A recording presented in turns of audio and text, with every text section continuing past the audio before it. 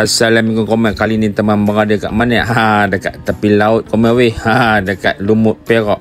Lepak-lepak santai, memang tenang ribut jiwa ni tempat ni. Apa nama kedai dia? Kopi 989 komen. Kalau kau nak tahu nama ni, ada menu baru nampak ni. Pizza komen. Homemade.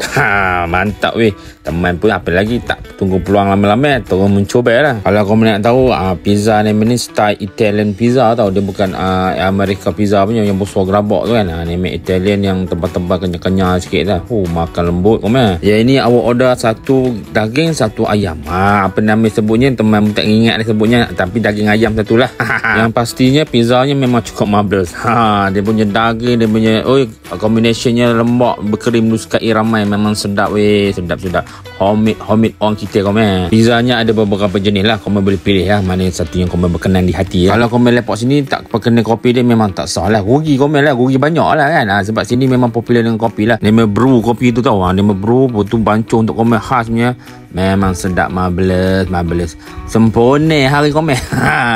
Kopi dia awak pun kena lah macam-macam jenis kopi lah awak order. Tapi kat sini bukan semata-mata kopi lah, ada lagi matcha, ada strawberry, ada macam-macam jenis nikah ada. Bagi teman, dia punya bancuhan kopi sini menarik. Sebab dia ngam-ngam cukup je, tak terlalu pahit, tak terlalu berlemak, tak terlalu manis. Memang sedap lah. Kalau tenang ribut jiwa tu, inilah tempatnya.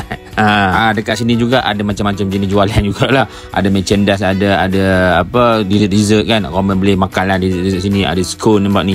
Sedap ni weh. Ada nasi lemak, ada lemon butter cake, ada macam-macam. Orang boleh lepak sini sambil minum-minum santai-santai sama-sama kawan-kawan kan, lepak-lepak dengan kawan. Dekat Lumut ni kan, selain tu dia juga ada dekat yang baru buka lagi dekat Teluk Batik. Tapi kat Teluk Batik ni dia buka hari weekend je.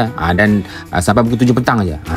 Kau boleh datang sini lah, tengok lepak-lepak. Tempat view memang cantik kan. Yang dekat Pekan Lumut ni dia buka setiap hari tau, kecuali hari Selasa dia tutup. Tapi dia buka daripada pukul 9 pagi sampai 12 tengah malam. Makan pagi boleh, makan petang boleh, makan malam pun boleh. Alright, dekat mana? Dekat Kopi 989. Mantap weh.